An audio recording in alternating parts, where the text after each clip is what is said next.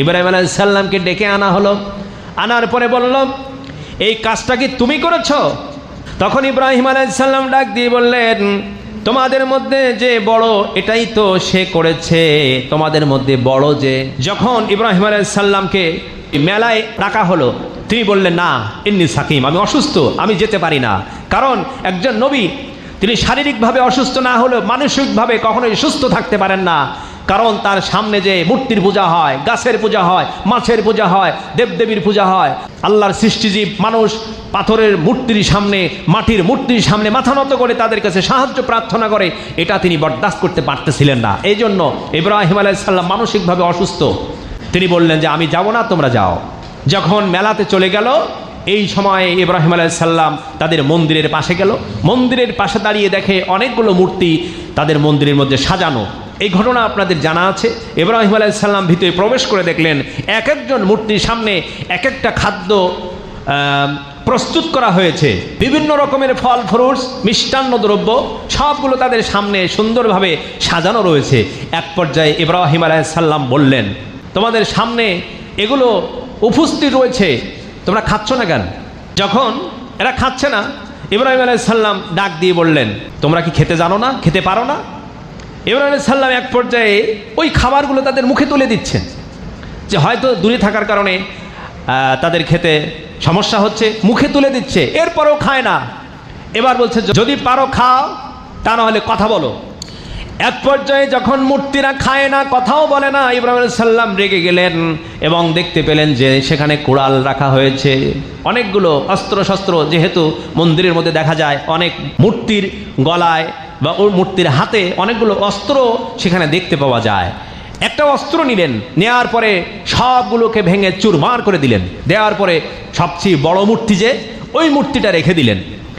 ওই বড় মূর্তিটা রেখে দিলেন এবং বড় মূর্তির গলায় ওই কুড়ালটা ঝুলিয়ে দিলেন। ইব্রাহিম আলাইহিস সালাম বললেন, ওয়াতাল্লাহি লাকিদান্না আসনামাকুম বাদা আন তুওয়াল্লু মুদবিরিন, আল্লাহর কসম করে বলি, তোমরা যখন পেছন ফিরে চলে যাবে তখন তোমাদের মূর্তিদের উপরে আমি কৌশল অবলম্বন করব এবং তাদের স্বরূপ উন্মোচন করে ছাড়ব। ফাজআলাহুম যুজাজাম ইল্লা কাবীরান লাহুম লাআল্লাহুম ইলাইহি ইয়ারজিউন, সুতরাং সবগুলো মূর্তি চূর্ণ বিচূর্ণ করে ফেলল, তাদের প্রধানটি ছাড়া, যাতে তারা তাদের কাছেই ফিরে আসতে পারে এবং এই বিষয়টা তারা দেখতে পারে।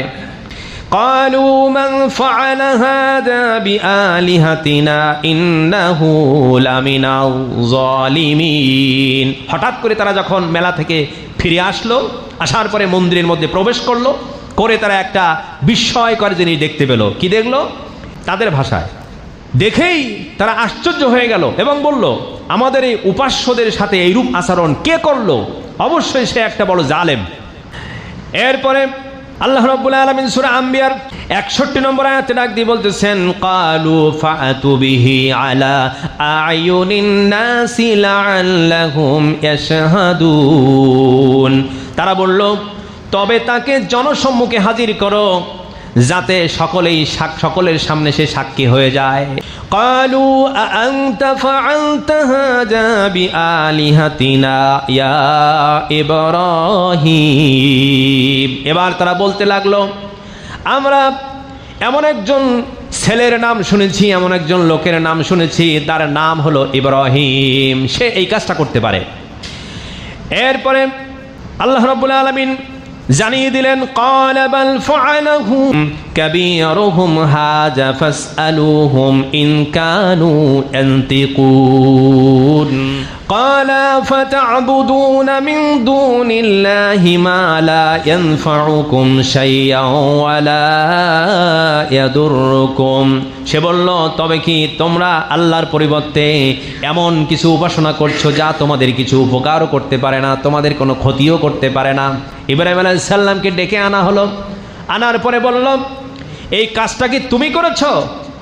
তখন ইব্রাহিম আলাইহিস সালাম ডাক দিয়ে বললেন, তোমাদের মধ্যে যে বড় এটাই তো সে করেছে, তোমাদের মধ্যে বড় যে, অর্থাৎ তিনি ইশারা করলেন, ইঙ্গিত করে বললেন যে মন্দিরের মধ্যে সবচেয়ে বড় মূর্তি যেটা, ওইটার গলার মধ্যে দেখো কুড়াল ঝুলানো, এই কাজটা তো সে করেছে।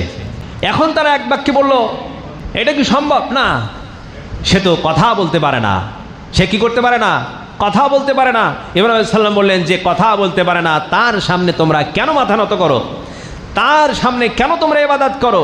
সুতরাং তোমরা ফিরে আসো। এক পর্যায়ে যখন ইব্রাহিম আলাইহিস সালামের সাথে তর্কে পারল না, তখন কি করলো?